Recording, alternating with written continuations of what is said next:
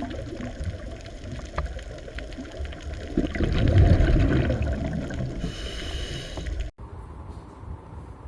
આપણે રુધિર જૂથમાં સહપ્રભાવિતાની ચર્ચા કરતા, એમાં બ્લડ ગ્રુપ તો આપણે ભણી ગયા છીએ અગાઉ 11મા ધોરણમાં, પણ એમાં આ યાદ રાખજો કે રુધિર જૂથનું નિયંત્રણ કરતા 3 કારકો હોય: IA, IB અને small I. IA antigen A નું નિર્માણ કરે, IB એન્ટીજન B નું નિર્માણ કરે અને સ્મોલ આઈ કોઈ એન્ટીજન બનાવતું નથી. હવે અહીંયા 3 કારકો છે, પણ કોઈ એક વ્યક્તિમાં તો આમાંના 2 જ કારકો હોઈ શકે, 3 માંથી કોઈ પણ 2 હોઈ શકે. એટલે આપણે અહીંયા જનીન પ્રકારો લખ્યા. કોઈ વ્યક્તિમાં IA હોય, જેમ TT હતો એમ. કોઈ વ્યક્તિમાં IA અને સ્મોલ આઈ હોઈ શકે, જેમ T સ્મોલ t હતા એવી રીતે. IB હોઈ શકે, IB અને સ્મોલ આઈ હોય, IA IB હોય અને સ્મોલ આઈ હોય. અને આ જનીન પ્રકારો અનુસાર સ્વરૂપો પ્રકાર એટલે કે બ્લડ ગ્રુપ કયું થાય એ પણ આપણે અહીંયા લખ્યું. બ્લડ ગ્રુપ કયું થાય એ સમજવા માટે સહેલું છે કે IA હોય તો એ ગ્રુપ જ થશે, પણ IA સ્મોલ આઈ હોય તો IA પ્રભાવી છે એટલે એ ગ્રુપ થશે. એવી જ રીતે IB સ્મોલ આઈ હોય તો બી ગ્રુપ થશે. આપણે વિશેષ ચર્ચા આની કરી, કારણ કે આપણે મુદ્દો ભણતા હતા સહપ્રભાવિતા, કે IA IB છે એ એકબીજાના સહપ્રભાવી છે. એટલે જ્યારે કોઈ વ્યક્તિમાં એક રંગસૂત્ર ઉપર IA હોય અને બીજા રંગસૂત્ર ઉપર IB હોય, તો એવી વ્યક્તિમાં બ્લડ ગ્રુપ A પણ નહીં થાય, B પણ નહીં થાય, પણ બંને કારકો સ્વતંત્ર અભિવ્યક્તિ આપે અને એને પરિણામે રક્તકણો પર 2 એન્ટીજન આવશે, એટલે બ્લડ ગ્રુપ થશે AB. તો IA અને IB 2 કારકો, 2 એલેલ્સ છે એ સહપ્રભાવી છે, એ આપણે ચર્ચા કરી. ઓકે, હવે જો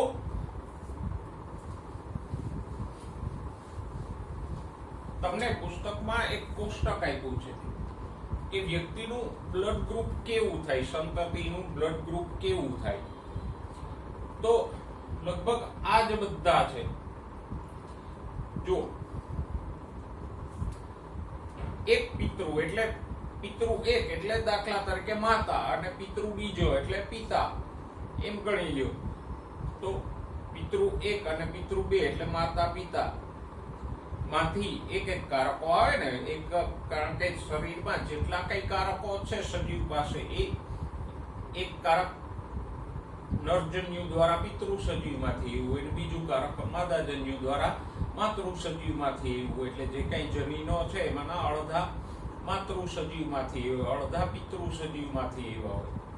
તો અહીંયા પણ એ જ રીતે છે. જો પહેલું એક પિતૃમાંથી IA આવે અને બીજા પિતૃમાંથી પણ ધારો કે IA જ આવે છે, તો સંતતિનો જનીન પ્રકાર કેવો થશે? IA 2 પિતૃમાંથી આવેલા કારકો ફલિતાંડમાં ભેગા થઈ જાય એટલે IA અને બ્લડ ગ્રુપ કયું થશે? એ ગ્રુપ થશે. એવી જ રીતે જો એક પિતૃમાંથી IA આવ્યું હોય, ધારો કે માતામાંથી IA આવે છે અને પિતામાંથી IB આવે છે, તો સંતતિનો જનીન પ્રકાર થશે IA IB અને બ્લડ ગ્રુપ થશે AB. સ્વરૂપ પ્રકાર એ રુધિર જૂથ AB થશે. એવી જ રીતે જો એક પિતૃમાંથી IA આવેલું હોય અને બીજા પિતૃમાંથી સ્મોલ આઈ આવ્યું હોય, તો સંતતિનો જનીન પ્રકાર થશે IA સ્મોલ આઈ અને બ્લડ ગ્રુપ થશે IA પ્રભાવી છે, સ્મોલ આઈ પ્રચ્છન્ન છે, એટલે ગ્રુપ થશે A. બરાબર? ઓકે, જો આગળ થોડુંક ઊંધું આપ્યું છે તમને ચોથું ઉદાહરણ, કે એક પિતૃમાંથી IB આવે, બીજામાંથી IA આવે તો પણ જનીન પ્રકાર આ જ થશે અને લખશું પણ આપણે IA IB IB IA નહીં લખીએ અને ગ્રુપ થશે AB.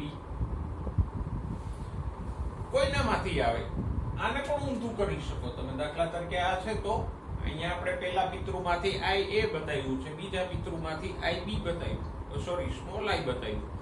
ઊંધું કરી નાખો, પહેલા પિતૃમાંથી સ્મોલ I આવે અને બીજામાંથી IA આવે તો એ વાત તો એ જ થશે. પિતૃ કયો કોના તરફથી આવે છે મહત્વનું નથી, સંતતિને શું મળે છે મહત્વનું છે. પહેલો પિતૃ IA આપે અને બીજો IB આપે અહીંયા તો એ બી ગ્રુપ થશે. અને ઊંધું થઈ જાય, પહેલા પિતૃમાંથી IB આવે અને બીજામાંથી IA આવે તો બ્લડ ગ્રુપ તો એ બી થશે. એટલે કયા પિતૃમાંથી કયું કારક આવે છે એ અગત્યનું નથી, સંતતિમાં કેવા કારકો આવે છે એ મહત્વનું છે. તો મને લાગે છે કોષ્ટક છે એટલું અઘરું નથી. બાકીના ઉદાહરણો જે આપ્યા છે 3 એ તમે સમજી શકો કે એક પિતૃમાંથી IB આવે, બીજામાંથી IB આવે તો IB બી ગ્રુપ થાય. એકમાંથી IB આવે, બીજામાંથી સ્મોલ I આવે તો પણ બી ગ્રુપ થશે. ખાલી તમારે બે જ જોવાના છે કે અહીંયા સ્મોલ I પ્રચ્છન્ન છે એટલે આ A ગ્રુપ થશે, આ બી ગ્રુપ થશે અને આ AB ગ્રુપ થશે. તદ્દન સહેલું છે. થોડીક બીજી જે ચર્ચાઓ છે એ આપણે આગળ જોઈશું. બ્લડ ગ્રુપ શોધવાની જે કસરતો છે એ અત્યારે તમારા પુસ્તકનું પાનું ફેરો પેજ નંબર 78 ઉપર. જો એક શબ્દ આપ્યો છે બહુવિકલ્પી જનીનો, આ મુદ્દામાં આપણે બે વસ્તુઓ ભણવાની છે. એક તો આપણે ભણ્યા સહપ્રભાવિતા,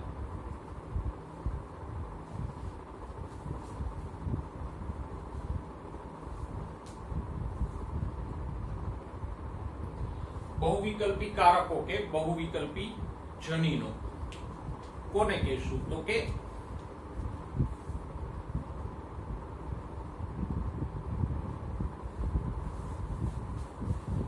જ્યારે એક લક્ષણનું નિયંત્રણ કરતા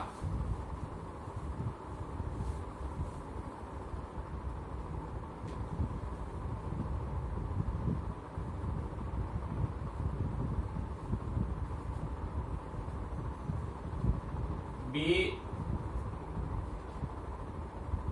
થી વધારે કારકો હોય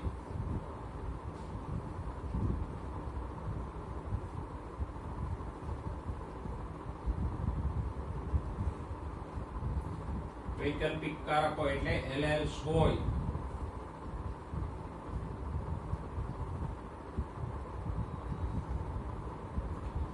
તો એવા કારકોને બહુવિકલ્પી કારકો કહેવાય.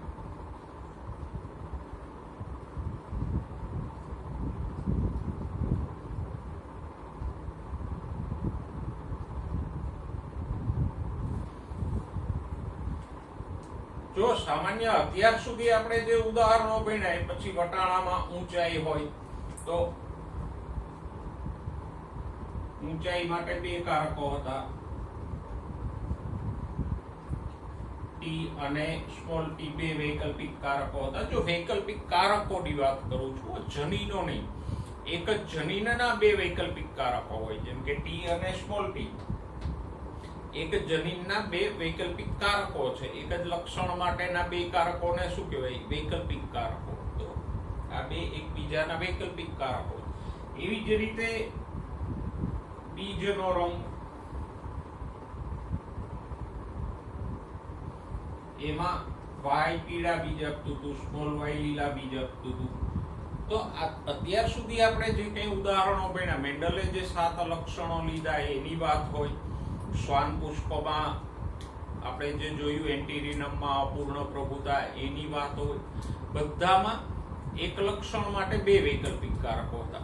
પણ બ્લડ ગ્રુપમાં વિશેષતા શું છે તો કે અહીંયા લક્ષણ એક જ છે કે રુધિર જૂથ એના માટેના 3 કારકો છે. જુઓ, 2 ને બદલે 3 કારકો રુધિર જૂથનું નિયંત્રણ કરે છે ને. 2 જ નથી, 3 છે.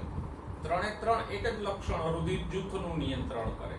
તો જ્યારે એક લક્ષણનું નિયંત્રણ કરતા 2 કરતા વધારે કારકો હોય, 3 હોય, 4 હોય, 5 હોય, તો એવા કારકોને શું કહેવાય? બહુ વિકલ્પી કારકો. આમાં 2 જ વિકલ્પો હતા ને, 2 જ વૈકલ્પિક કારકો કે 2 વિકલ્પો હતા, T small T, Y small Y, R small R. ત્યારે અહીંયા એક લક્ષણનું નિયંત્રણ કરતા 3 વિકલ્પો છે, વૈકલ્પિક કારકો છે. તો આને કેવા કહેવાય? 2 કરતા વધારે કારકો હોય તો એને કેવા કહેવાય? બહુ વિકલ્પી કારકો. તો આમ જ્યારે કોઈ એક લક્ષણનું નિયંત્રણ કરતા 2 થી વધારે કારકો હોય તો એને શું કહેવાય? બહુ વિકલ્પી કારકો. કુદરતમાં તો ઘણીવાર ઘણા સજીવમાં કોઈ લક્ષણનું નિયંત્રણ કરતા 4, 5 કે 6 વૈકલ્પિક કારકો પણ જોવા મળે.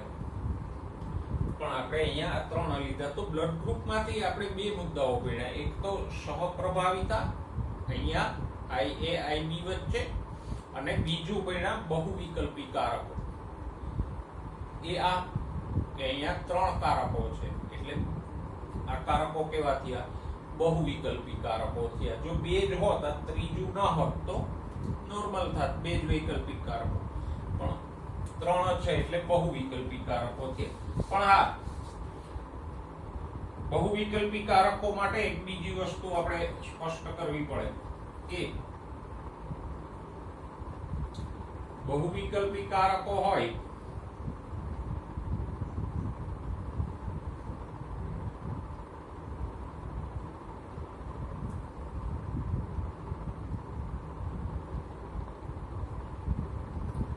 ત્યારે એક સજીવમાં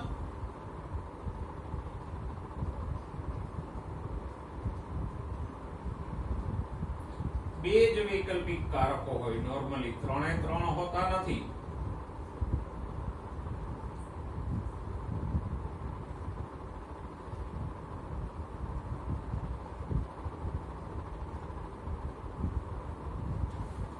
જેમ બીજા કારકો હતા એમ ભલે ટોટલ કારકો 3 છે, પણ એક સજીવમાં તો કોઈ 2 જ કારકો હોઈ શકે, 3 ન હોય.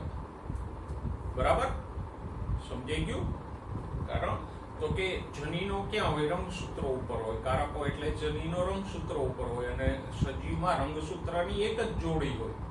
એટલે કોઈ એક સજીવમાં તો આ 3 માંથી 2 જ કારકો હશે. આપણે અહીં લખાય એમ કોઈ વ્યક્તિના 2 રંગસૂત્રો ઉપર IA હશે, કોઈના એક રંગસૂત્ર ઉપર IA ને સ્મોલ I હશે, કોઈમાં IB, કોઈ વ્યક્તિમાં IB સ્મોલ I. પણ કોઈ એક વ્યક્તિમાં 3 કારકો ન હોય. આ 3 કારકો તો આખી માનવ વસ્તીમાં મળી આવે. જેમ કે આ તમે 1, 2, 3, 4, 5, 6 વ્યક્તિ લીધા, તો 6 વ્યક્તિમાં આપણને 3 કારકો મળ્યા.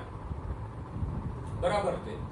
પણ કોઈ એક વ્યક્તિમાં 3 કારકો ન હોય. તો આમ જ્યારે બહુ વિકલ્પી કારકો હોય તો કોઈ એક સજીવમાં તો એ પૈકીના કોઈ 2 જ કારકો હોઈ શકે. 3 હોય તો 3 ન હોય, 4 હોય તો 4 ક્યારેય શક્ય ન બને. કારણ કે કારકો રંગસૂત્રો ઉપર હોય અને રંગસૂત્રો 2 જ હોય, એટલે કોઈ 2 જ કારક સજીવમાં રહેશે. તો આ બ્લડ ગ્રુપમાં આપણે બીજો મુદ્દો ભણ્યા. બહુ વિકલ્પી કારકો કોને કહેવાય? તો કે એક લક્ષણનું નિયંત્રણ કરતા 2 કરતા વધારે વૈકલ્પિક કારકો હોય તો એને બહુ વિકલ્પી કારકો કહેવાય. જો વૈકલ્પિક કારકો જનીનો નહીં. અને બીજું એ ધ્યાનમાં રાખવાનું કે બહુ વિકલ્પી કારકો હોય તો કોઈ એક સજીવમાં તો એ પૈકીના 2 જ કારકો સંભવી શકે, 3 ક્યારેય સંભવી શકે. હવે જુઓ, 2 જનીનોનું વારસાગમન અથવા દ્વિસંકરણનો પ્રયોગ. મેન્ડલે એક સંકરણના પ્રયોગો કર્યા જુદા જુદા 7 લક્ષણો લઈને, અને એની ઉપરથી એને 2 નિયમો આપ્યા, પ્રભુતાનો નિયમ અને વિશ્લેષણનો નિયમ. પછી ધીમે ધીમે મેન્ડલને થોડીક ફાવટ આવી ગઈ આવા પ્રયોગો ઉપર, એટલે એને 2 લક્ષણો સાથે ધ્યાનમાં લીધા. એક સંકરણમાં એને એક જ લક્ષણનો વારસો ધ્યાને લીધો. હવે એને બીજા પ્રયોગમાં બે લક્ષણોનો વારસો ધ્યાનમાં લઈને પ્રયોગો કર્યા. તો આમ બે લક્ષણોનો વારસો ધ્યાને લઈને કરાતા પ્રયોગને શું કહેવાય?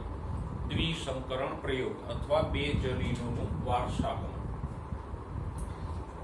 મેન્ડલે અહીંયા લક્ષણો કયા લીધા?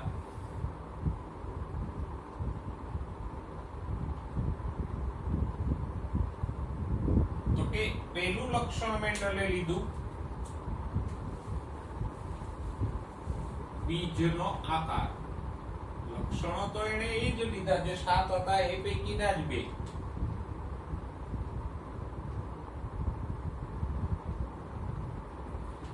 પણ બે લક્ષણ સાથે લીધા. બીજના આકારમાં અભિવ્યક્તિઓ કઈ હતી? તો એ તો આપણે જાણીએ છીએ. બીજના આકારમાં બે અભિવ્યક્તિ કે સ્વરૂપો પ્રકાર હતા.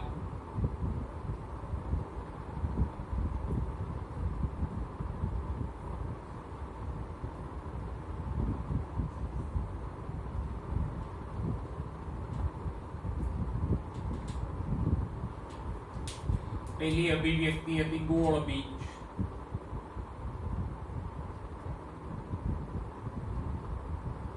અને બીજી હતી ખરબચડા બીજ.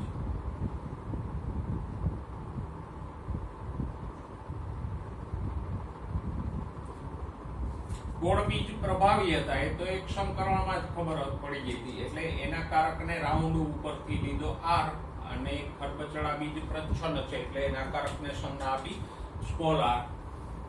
પછી બીજું લક્ષણ મેન્ડલે ધ્યાનમાં લીધું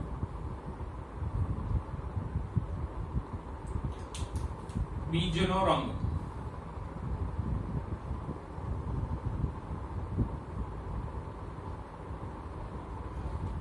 એની પણ બે અભિવ્યક્તિ આપણે ભણી ગયા છીએ. એમાં એક અભિવ્યક્તિ કે સ્વરૂપ પ્રકાર કયો હતો? યાદ કરો. આની બે અભિવ્યક્તિ કઈ હતી? બીજના રંગમાં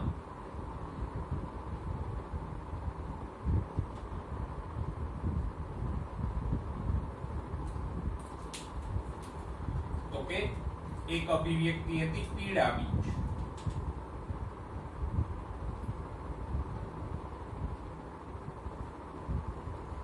અને બીજા હતા લીલા બીજ.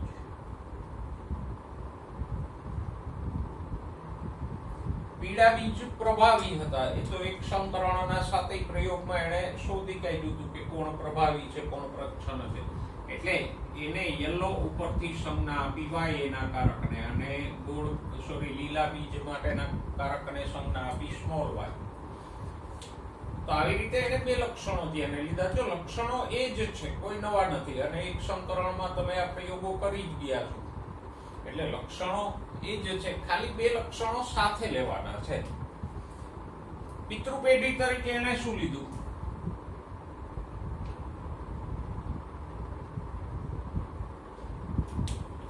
ઓકે, એક પિતૃ એને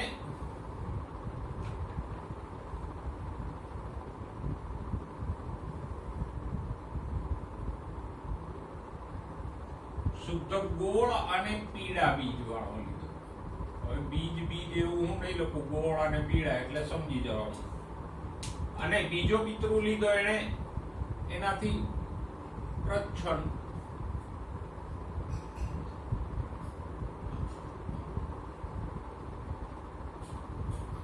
શુદ્ધ ખરબચડા અને લીલા બીજ વાળો.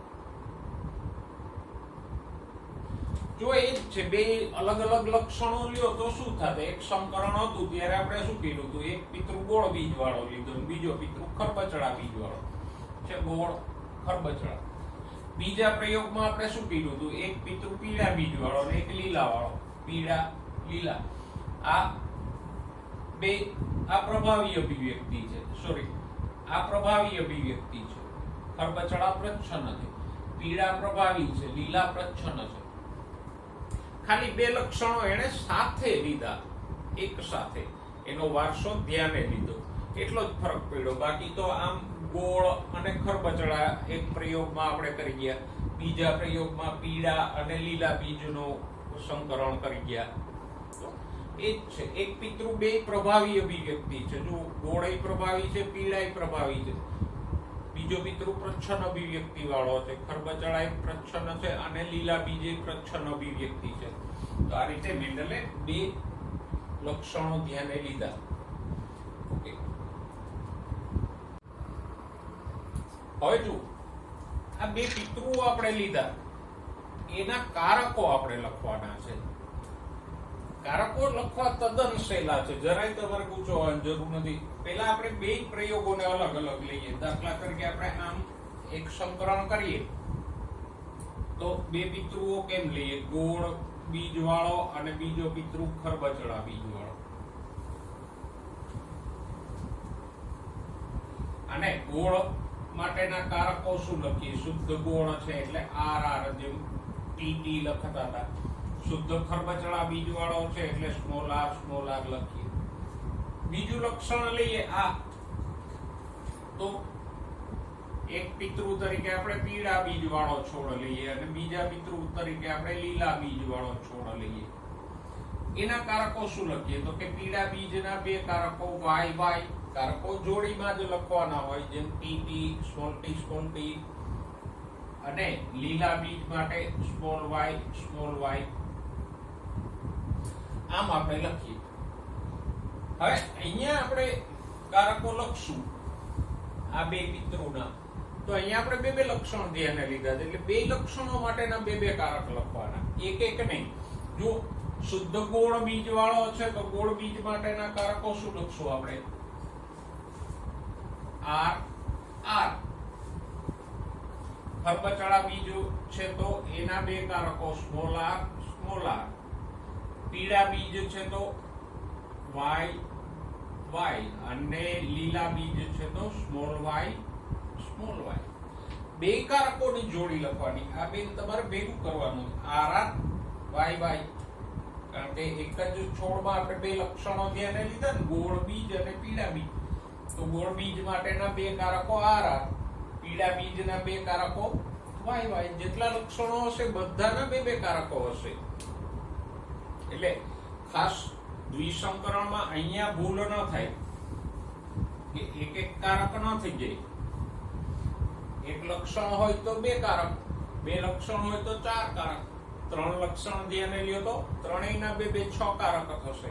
એટલે અહીંયા ટોટલ 4 કારકો લખવાના, R, y, small r, small y.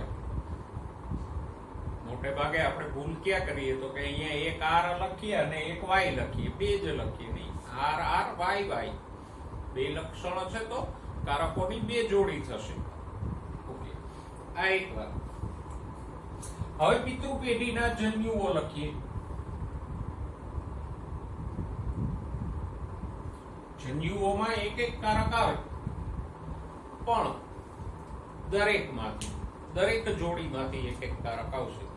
તો અહીંયા શું આવશે? RY. ભૂલથી અહીંયા પણ RR કે YY ન આવી જાય. પેલી જોડીમાંથી એક, બીજી જોડીમાંથી એક, એટલે RY. અને આ જન્યુમાં શું થશે? Small r, small y. એમ દરેક લક્ષણ માટેના કારકોની જોડી હોય સજીવમાં, એમ જન્યુઓમાં પણ દરેક લક્ષણનું એક કારક આવે. તો બે લક્ષણ છે, બે માંથી એક કારક R અને Y. એવી જ રીતે આ જન્યુમાં small r, small y.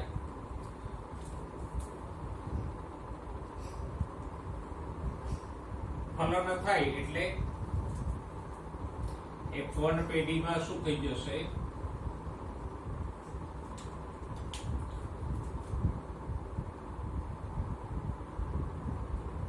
R, small r, y, small y. અહીંથી r આવ્યો, અહીંથી સ્મોલ r આવ્યો, આમાંથી y આવ્યો, આમાંથી સ્મોલ y આવ્યો. બરાબર. જેટલા લક્ષણો હશે બધા વારસામાં તો ઉતરશે જ. મેન્ડલે એક લક્ષણ કે બે લક્ષણ ધ્યાને લીધા, એટલે એક લક્ષણ ધ્યાને લ્યો તો આપણે એક કારક લખશું. બે લક્ષણ ધ્યાને લ્યો તો બે માટેના કારકો લખશું. પાછા અહીંયા 4 કારકો થઈ ગયા. જેમ t, સ્મોલ t થતું હતું એવી જ રીતે r, સ્મોલ r. આમાં પણ y, સ્મોલ y. સિમ્પલ છે એકદમ. ખાલી એટલું જ મગજમાં રાખવાનું કે બે લક્ષણો સાથે ધ્યાને લઈએ છીએ, બાકી એક સંકરણની જેમ જ છે, જરાય અઘરું નથી. બે ભેગા સાથે લેવાના છે. ઓકે, હવે અહીંયા બીજનો આકાર કેવો થશે તો કે આર સ્મોલ આર. એકની વાત કરો તો કેપિટલ આર પ્રભાવી છે એટલે બીજ કેવા થશે? ગોળ. અને બીજી જોડીની વાત કરો વાય સ્મોલ વાય તો કેપિટલ વાય પ્રભાવી છે એટલે બીજ કેવા થશે? પીળા. તો આ F1 પેઢી શોધી આપણે. હવે F1 પેઢીના જન્યુઓ શોધીએ અને F2 મેળવીએ. હવે F1 ના જન્યુઓમાં શું થશે તો કે F1 ના જન્યુઓ આમ થશે, R small r y small y છે તો અહીંયા પણ જન્યુમાં તો બે જોડીમાંથી એક એક કારક જ જશે, પણ થોડુંક ડિફરન્ટ થશે.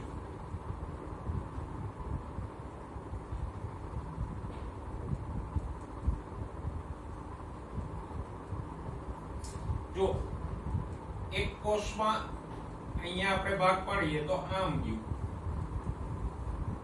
R ગયું, તો વર્ગીકરણ થાય એટલે બીજા કોષમાં શું જાય? Small r. આ એક જોડીમાં આમાંથી જશે ને કે જેમ અહીંયા જન્યુઓમાં કેમ બે જોડીમાંથી એક એક કારક આવ્યું હતું, તો આ F1 પેઢીમાં જન્યુઓ ઉત્પન્ન થશે તો એમાં એમ જ થશે, બંને જોડીમાંથી એક એક. દાખલા તરીકે અહીંયા y આવ્યો તો આમાં જશે સ્મોલ y.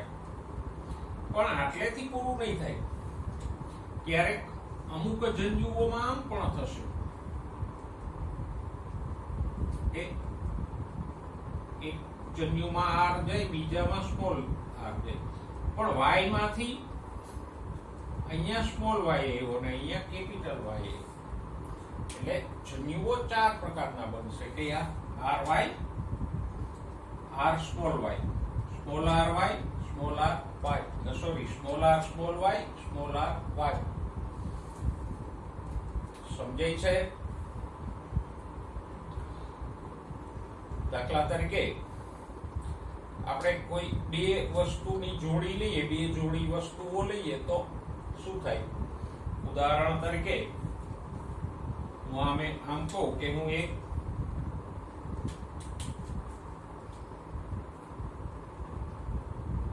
બ્લુ પેન્સિલ લઉં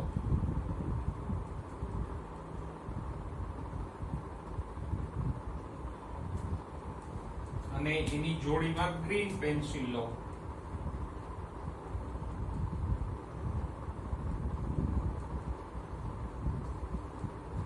સાથે સાથે એક બ્લુ રંગનું ઇરેઝર લઉં અને બીજી એના જોડીમાં ગ્રીન કલરનું ઇરેઝર લઉં, તો આવા ઘણી બધી પેન્સિલ અને ઇરેઝર છે. તો હવે જો હું વિદ્યાર્થીઓને એક એક પેન્સિલ અને એક એક ઇરેઝર આપું તો શું થાય? ચાર જોડી બની શકે. રેન્ડમલી આપીએ તો સિલેક્શન વગર કોઈક વિદ્યાર્થી એવો હશે કે જેની પાસે બ્લુ પેન્સિલ અને બ્લુ ઇરેઝર આવશે, કોઈક વિદ્યાર્થી એવો હશે જેની પાસે બ્લુ પેન્સિલ પણ ઇરેઝર ગ્રીન હશે, કોઈક વિદ્યાર્થી પાસે ગ્રીન પેન્સિલ હશે અને ગ્રીન ઇરેઝર હશે, અને કોઈક વિદ્યાર્થી પાસે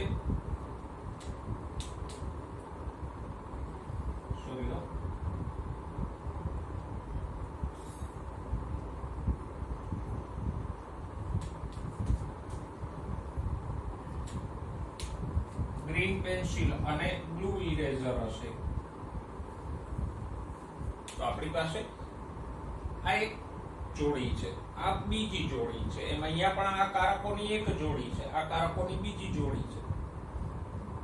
તો જ્યારે જન્યુઓનું નિર્માણ થાય અને કારકોનું વિશ્લેષણ થાય એટલે r એકમાં જાય, સ્મોલ r બીજામાં જાય, એવી જ રીતે આ જોડીમાંથી એક કારક એકમાં જાય, બીજો કારક બીજામાં જાય. તો આવી રીતે ટોટલ ચાર પ્રકારના જન્યુઓ બને. આ જ વાતને આપણે અર્ધીકરણના આધારે સમજીએ.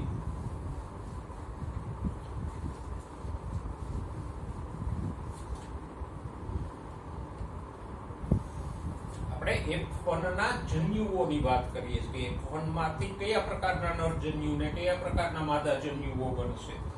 જો આ એક ઉદાહરણ તરીકે પરાગ માતૃકોષ છે.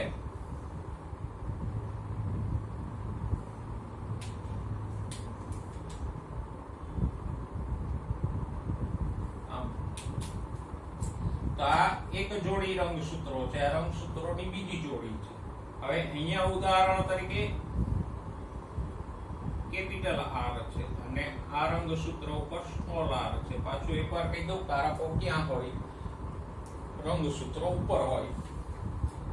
આ જોડી રંગસૂત્રોની છે એમાં એક ઉપર કેપિટલ વાય છે અને એના જોડીદાર રંગસૂત્રો પર સ્મોલ વાય છે. એક જોડીના બે રંગસૂત્રોમાં સરખા જ જનીનો હોય, બરાબર? ભલે વૈકલ્પિક કારકો અલગ હોઈ શકે, આર સ્મોલ આર, પણ ઊંચાઈ બીજના આકારનું જનીન અહીંયા છે તો આ રંગસૂત્ર ઉપર પણ બીજના આકારનું જનીન હોય. હવે આનું અર્ધીકરણ થાય એટલે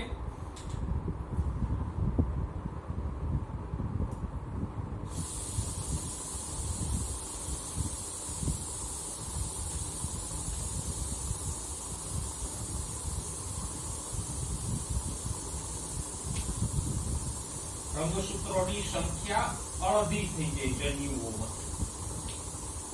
એને પરિણામે શું થશે? જો અહીંયા ગ્રીન વાળું રંગસૂત્ર આવ્યું છે તો એમાં સ્મોલ આર આવશે અને નાનામાંથી ગ્રીન વાળું આવ્યું છે તો સ્મોલ વાય આવશે. એટલે આ જન્યુમાં સ્મોલ આર સ્મોલ વાય.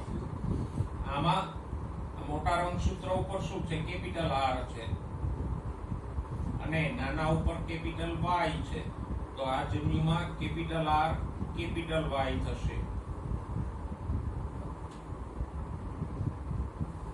પણ હવે પરાગમાતૃકોષો તો ઢગલાબંધ હોય અને બધાનું અર્ધીકરણ થઈને પરાગરજ ઉત્પન્ન થાય. તો એક પરાગમાતૃકોષનું અર્ધીકરણ થયું તો આમ બે પરાગરજો બની. પણ બીજા કોઈ પરાગમાતૃકોષનું અર્ધીકરણ થાય તો અલગ રીતે થાય.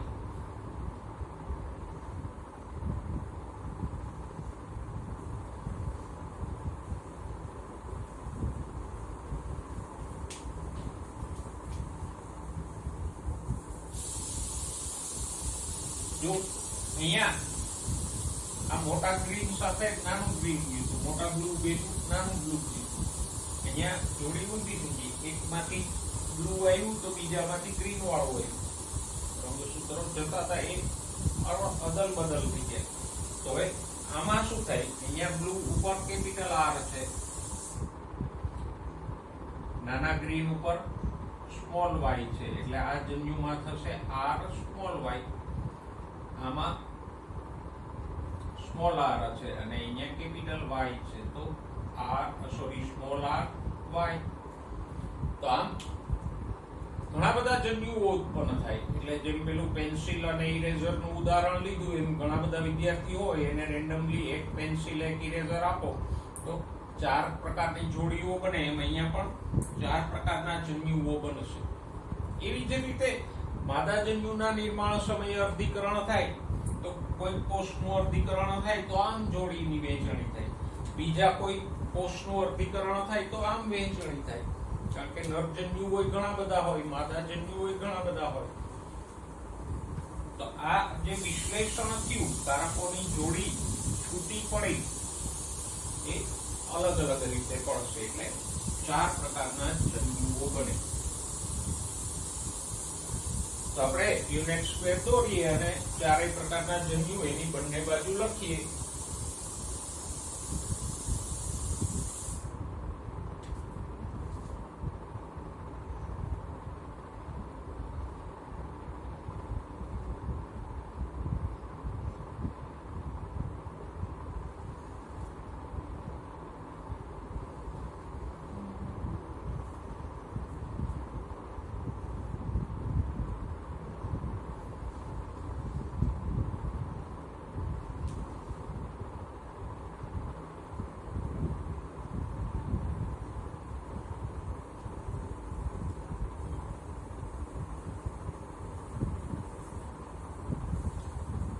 પેલામાં એક સંકરણમાં બે જ પ્રકારના જન્યુઓ હતા એટલે પ્યુનેટ સ્ક્વેરમાં આપણે 4 ખાના પાડતા હતા. અહીંયા વધારે જન્યુઓ હશે તો વધારે ખાનાઓ પાડશું.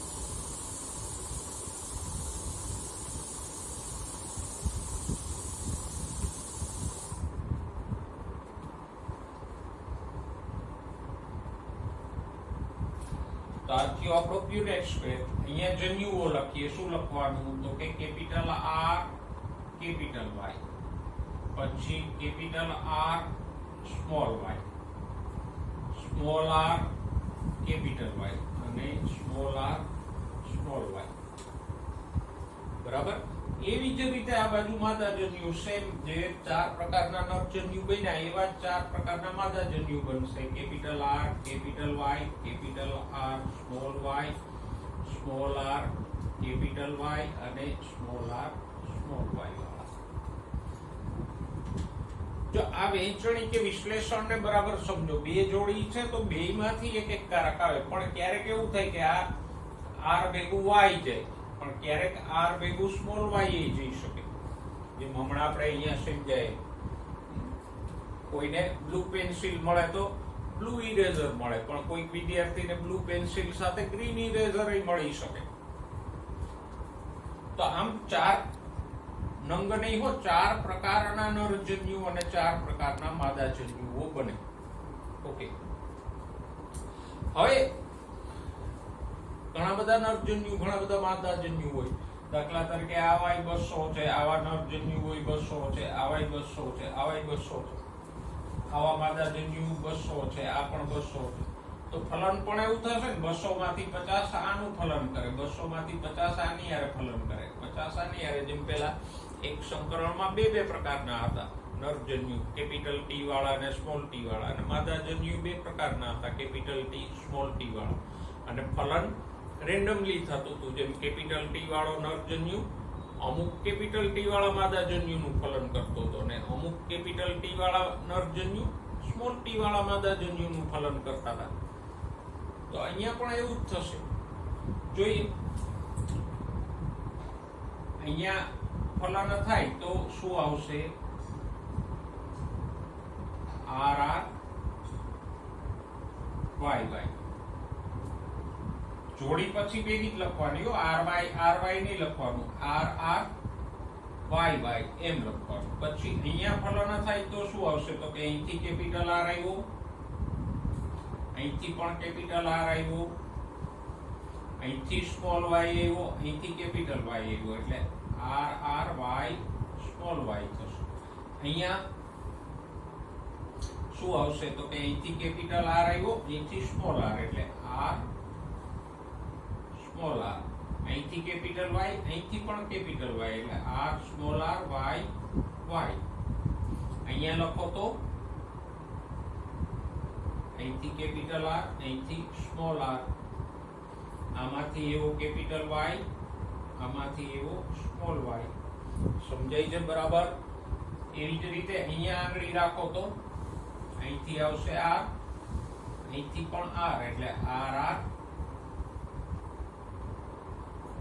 Y અને અહીંથી સ્મોલ y.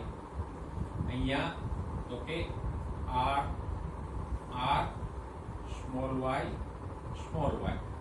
તો અહીંયા પણ સ્મોલ y છે, અહીંયા પણ સ્મોલ y છે, એટલે અહીંયા તો કે અહીંથી સ્મોલ r, અહીંથી કેપિટલ R, એટલે R સ્મોલ r. આપણે કેપિટલ પહેલા લખીએ, અહીંથી એવો y, અહીંથી y, અહીંથી સ્મોલ y, એટલે y સ્મોલ y. અહીંયા તો કે R small r small y small y. અહીંયા લખો તો R small r y y. અહીંયા તો કે R small r y small y. અહીંયા લખશું small r small r y y. અહીંયા આવશે small r small R Y small Y. Okay, આ કોલમમાં લખીએ તો R small R Y small Y. અહીંયા R small Y small Y. અહીંયા કયા ચાર કારકો થશે તો કે small R capital Y small Y અને અહીંયા small R small Y small Y. તો આ રીતે ચાર પ્રકારના નરજન્યુઓ અને ચાર પ્રકારના માદા જન્યુઓ વચ્ચે રેન્ડમ ફલન થાય તો ફલનની આ 16 શક્યતાઓ રહી. આપણે જનીન પ્રકારો લખ્યા F2 પેઢીના. આ F2 પેઢી છે. હવે એના સ્વરૂપ પ્રકારો શોધીએ. જો સ્વરૂપ પ્રકારમાં એક એક જોડી ધ્યાને લેવાની. પહેલી આ પહેલું ખાનું છે. અહીંયા આર આર છે એટલે બીજ કેવા થશે? આર આર હોય તો ગોળ અને વાય વાય છે એટલે પીળા. એ તો સહેલું છે. આર આર છે તો ગોળ, વાય વાય હોય તો પીળા. અહીંયા લખીએ જો આર આર છે એટલે આ છોડમાં પણ બીજ ગોળ થશે અને વાય સ્મોલ વાય છે. હવે વાય સ્મોલ વાય હોય તો કેપિટલ વાય પ્રભાવી છે એટલે કેવા થશે? પીળા જ થશે. અહીંયા તો કે આર સ્મોલ આર, ભલે સ્મોલ આર છે પણ કેપિટલ આર પ્રભાવી છે એટલે ગોળ થશે અને વાય વાય છે એટલે પીળા. અહીંયા ગોળ પીળા. એવી જ રીતે અહીંયા આર આર છે એટલે ગોળ, વાય સ્મોલ વાય છે તો પીળા. અહીંયા જુઓ આર આર છે એટલે ગોળ થશે પણ સ્મોલ વાય છે એટલે કેવા થશે? લીલા. કારણ કે બે સ્મોલ વાય હોય તો લીલા થાય, વાય સ્મોલ વાય હોય તો પીળા થાય. તો આ થશે ગોળ અને લીલા. અહીંયા જુઓ આર સ્મોલ આર છે એટલે ગોળ અને વાય સ્મોલ વાય છે તો પીળા. એક એક જોડી જોતા જાઓ, બે ભેગી નહીં. પેલા આર આર વાળી જોડી જુઓ, પછી વાય વાય વાળી જુઓ. આ કેવા થશે તો કે આર સ્મોલ આર છે એટલે ગોળ અને વાય સ્મોલ વાય છે તો લીલા થશે. તો સોરી, સ્મોલ વાય છે એટલે લીલા થશે. એટલે એક જોડી જુઓ, બીજી જોડી જુઓ અને પછી સ્વરૂપ પ્રકાર લખો. અહીંયા તો કે આર સ્મોલ આર છે એટલે ગોળ અને પીળા. આમાં કે ભૂલ ન થાય ઉતાવળે. અહીંયા આર સ્મોલ આર એટલે ગોળ, વાય સ્મોલ વાય તો પીળા. અહીંયા જુઓ સ્મોલ આર છે તો ખરબચડા થશે. જો સ્મોલ આર હોય તો ખરબચડા અને વાય વાય છે એટલે પીળા. તો આ ખરબચડા પીળા. એવી જ રીતે આ પણ ખરબચડા અને પીળા થશે. આર આર છે સ્મોલ આર એટલે ખરબચડા અને વાય સ્મોલ વાય એટલે પીળા. પછી આને લખી દઈએ. જો સ્મોલ આર તો આ કેવો થશે? ખરબચડા પીળા બીજ વાળો. આ કેવો થશે? આર સ્મોલ આર છે એટલે ગોળ અને વાય સ્મોલ વાય છે તો પીળા. ઓકે, આ કેવો થશે? તો કે આર સ્મોલ આર છે એટલે બીજ તો ગોળ થશે પણ રંગ કેવો હશે? સ્મોલ વાય એટલે લીલા. અને આ કેવો થશે? સ્મોલ આર છે એટલે ખરબચડા અને સ્મોલ વાય છે એટલે લીલા. તો આમ F2 માં આમ 16 અલગ અલગ પ્રકારના છોડ મળવાની સંભાવના રહી. 16 નંગ નહીં, 16 પ્રકારના છોડ મળવાની સંભાવના રહી. ઓકે, તો પેલા તો દ્વિસંકરણમાં આટલું ધ્યાન રાખો. જે પિતૃ લીધા છે એના બે લક્ષણો માટે એક એક જોડી એટલે ટોટલ 4 કારકો મૂકવાના. ખાલી આર અને વાય નહીં મૂકવાના, આર આર વાય વાય મૂકવાના. અહીંયા સ્મોલ આર સ્મોલ વાય બે લક્ષણો છે તો બે જોડી ટોટલ 4 કારકો મૂકવાના, બે નહીં. જન્યુઓમાં એક એક જ કારક આવશે એટલે બે જોડીમાંથી એક એક કારક લખવાનો. પછી આ F1 માં તો આ બેને ભેગા કરી દો એટલે F1 મળી જાય. એક જોડીનો પ્રભાવી R છે તો ગોળ, આ જોડીમાં પ્રભાવી Y છે એટલે પીળા, તો F1 ના બધા છોડ ગોળ અને પીળા બીજવાળા થશે. એટલે પહેલા તો પિતૃ પેઢીમાં કારકો જોડીમાં લેવાના, એને ખાસ ખ્યાલમાં રાખવાનું. પછી બીજું, જન્યુઓમાં બે જોડીમાંથી એક એક કારક લેવાનો. અહીંયા ભૂલથી RR ને અહીંયા YY એમ ન લખાઈ જાય. આ જોડીમાંથી એક R, આમાંથી એક Y, અહીંથી આ સ્મોલ r સ્મોલ y એમ લખવાના. બરાબર. પછી F1 ના જન્યુઓમાં ખાસ ધ્યાન રાખવાનું, 4 પ્રકારના લખવાના છે.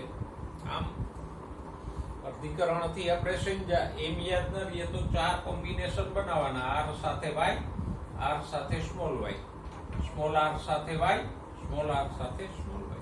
અહીંયા પણ એ R R કે Y Y બે ન આવી જાય, એક આ પેલી જોડીમાંથી આવવું જોઈએ, એક બીજી જોડીમાં. તો 4 પ્રકારના નરજન્યુ લખો, 4 પ્રકારના માદાજન્યુ લખો. પછી તો સિમ્પલ હશે, જે તે ખાનામાં જે લાગુ પડતા હોય એ ભેગા કરી દો, એક સંકરણના પ્યુનેટ સ્ક્વેર જેવું જ છે. તો આમ F2 માં આપણને આટલા છોડ મળે. હવે જુઓ, આ જે F2 પેઢી આપણે લખી છે એના સ્વરૂપ પ્રકારો લખી. ફક્ત અત્યારે સ્વરૂપ પ્રકારની જ વાત કરશું.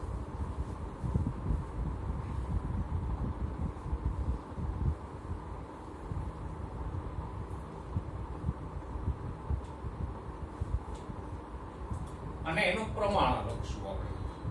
જો પહેલા ખાનાથી જોતા જઈએ કયા સ્વરૂપના છે. સ્વરૂપ પ્રકાર એટલે ગોળ, પીળા કે ખરબચડા, લીલા એ. તો પેલો સ્વરૂપ પ્રકાર થશે ગોળ બીજ અને પીળા બીજ વાળા. કેટલા છે ગણતા જઈએ. જો આ 1 2 3 4 5 6 7 8 9. તો ગોળ અને પીળા બીજ વાળા છોડ નું પ્રમાણ કેટલું છે? 9. પછી આ બીજો સ્વરૂપ પ્રકાર છે ગોળ અને લીલા બીજ.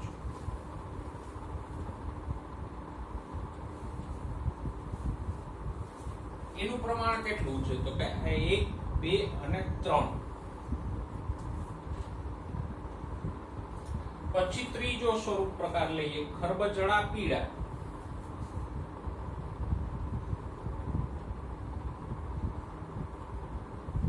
એનું પ્રમાણ પણ 3 છે. અને ખરબચડા લીલા એ 1 છે અહીંયા. તો 4 સ્વરૂપ પ્રકારો થયા ને. જો અહીંયા 2 હતા, ગોળ પીળા ખરબચડા લીલા. અહીંયા ચારેય અરસપરસ થઈ ગયા. જો ગોળ પીળા તો છે જ, સાથે સાથે ગોળ અને લીલા પણ છે. ગોળ લીલા. એવી જ રીતે ખરબચડા લીલા તો છે જ, સાથે સાથે ખરબચડા અને પીળા પણ છે. તો 4 સ્વરૂપ પ્રકાર થઈ ગયા, 2 ને બદલે. ગોળ પીળા, ગોળ લીલા, ખરબચડા પીળા, ખરબચડા લીલા. પિતૃઓમાં પિતૃ પ્રકાર તો હતા જ. આ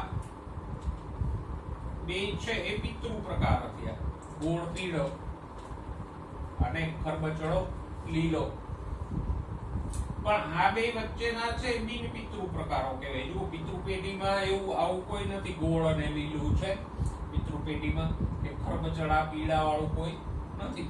તો આ બે બિન પિતૃ પ્રકારો થયા, આ બે પિતૃ પ્રકાર થયા. અને પ્રમાણ કેટલું મળ્યું? 9:3:3:1. ત્યાં આપણને 3:1 મળતું હતું, અહીંયા 9:3:3:1 મળ્યું. તો આ મેન્ડલને આ પ્રમાણે પ્રમાણ મળ્યું. અને જરા સીધી લીટીમાં લખી નાખું તો ગોળ પીળા,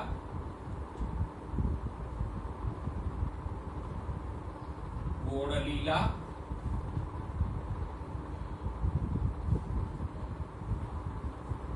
ખરબચડા પીળા અને ખરબચડા લીલા. પ્રમાણ કેટલું છે તો કે ગોળ પીળા 9, ગોળ લીલા 3. સંખ્યા ને એવો પ્રમાણ ખરબચડા પીળા 3 અને ખરબચડા લીલા 1 ભાગના આ 1 મેડા ખરબચડા લીલા. હવે અહીંયા બે લક્ષણોને જુદા જુદા લ્યો. જુઓ આમાં ગોળ બીજ અને ખરબચડા બીજનું પ્રમાણ લ્યો તો કેટલું મળે છે. જો ગોળ બીજ વાળા કેટલા છે 1 2 3 4 5 6 7. ફક્ત ગોળ જ ગણવાના હો, બીજું આ લીલું પીળું ધ્યાને નહીં લેવાનું. તો 5 6 7 8 9 10 11 12. તો બે લક્ષણોને ઇન્ડિવિડ્યુઅલ આપણે ધ્યાને લઈએ સ્વતંત્ર રીતે તો ગોળ બીજ વાળા કેટલા છે એટલે આમ લેવાનું ગોળ અને ખરબચડા એ એક લક્ષણની બે અભિવ્યક્તિ છે ને ગોળ ખરબચડા. અને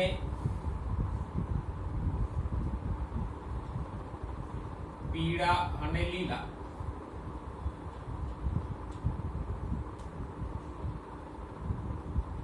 તો ગોળ બીજ વાળા કેટલા છે તો આપણે ગણ્યા 1 2 3 4 5 6 7 8 9 10 11 12.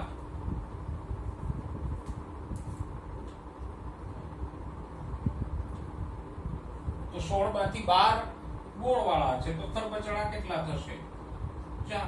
તો જો આ પ્રમાણ કેટલું થયું 12/4. તો આને હું આમે લખી શકું 3/1 બરાબર. અને 2 ને 4 વડે ભાગી નાખું તો આ 3/1 જ થયું ને. 12/4 લખો તો કે 3/1 લખો.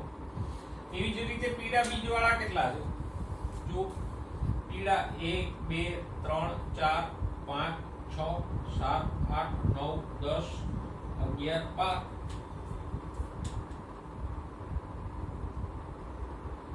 અને લીલા કેટલા થશે 4. 16 માંથી 12 છે તો વધ્યા 4. તો આ પણ 3/1 થયું.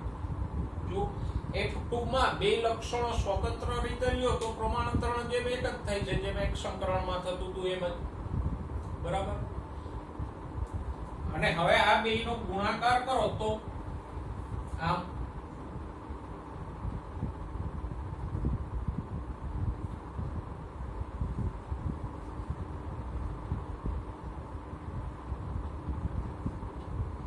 તો એ જ થશે આ ગોળ પીળા 9. એવી જ રીતે ગોળ લીલા 3 × 1 3. એવી જ રીતે ખરબચડા પીળા 3 ખરબચડા લીલા 1 બરાબર. એમ ન યાદ રહે તો સિમ્પલ રસ્તો છે પ્રમાણ શોધવાનો. પ્રભાવી અભિવ્યક્તિ હોય એના 3 પ્રચ્છન્ન 1. જો અહીંયા ગોળ પ્રભાવી છે તો 3, પીળું પ્રભાવી છે તો 3 × 3 9. અહીંયા ગોળ પ્રભાવી છે તો એના 3, લીલું પ્રચ્છન્ન છે તો એનો 1 3 × 1 3. ખરબચડું પ્રચ્છન્ન છે તો એનો 1, પીળું પ્રભાવી છે તો એના 3 1 × 3 3. ખરબચડું પ્રચ્છન્ન છે લીલું પ્રચ્છન્ન છે તો 1 × 1 1. બરાબર. પ્રભાવી અભિવ્યક્તિ હોય એના માટે 3 લેવાના અને પ્રચ્છન્ન અભિવ્યક્તિનો 1 સિમ્પલ જ છે ને કારણ કે પ્રભાવી અહીંયા 3/1 રેશિયો આપણને એક સંકરણમાં મળ્યો જ છે. તો એને ભેગા કરશું તો આવી જ રીતે થશે. બે પ્રભાવી અભિવ્યક્તિ એટલે ગોળ અને પીળા હોય તો 3 × 3 9. પછી ગોળ અને લીલા હોય તો 3 × 1 3. ખરબચડા અને પીળા હોય તો 1 × 3 3. અને ખરબચડા લીલા હોય તો 1 × 1. તો આમ 9/3/3/1 નું પ્રમાણ મળ્યું F2 પેટીમાં. અને સ્વતંત્ર રીતે બે લક્ષણો જુઓ તો 3/1 3/1 એક સંકરણ પ્રમાણે જ પ્રમાણ મળે છે. તો આજે આપણે આ દ્વિસંકરણ પ્રયોગની ચર્ચા કરી. આજે દ્વિસંકરણ પ્રયોગને બરાબર સમજી લો. આ રીતે તમારી જાતે પ્રેક્ટિસ કરી અને આ જ પ્રયોગને મોઢે લખી જાઓ, જોયા વગર વારંવાર એને રિપીટ કરો, જેથી કરીને આખું પ્રયોગનું માળખું સમજાઈ જાય અને લખતા આવડી જાય. નેક્સ્ટ ટાઈમ દ્વિસંકરણના આધારે આપણે મુક્ત વહેંચણીના નિયમની ચર્ચા કરશું, પણ આજે દ્વિસંકરણનો પ્રયોગ સમજી લ્યો તો મુક્ત વહેંચણીનો નિયમ સમજવામાં સરળતા રહે.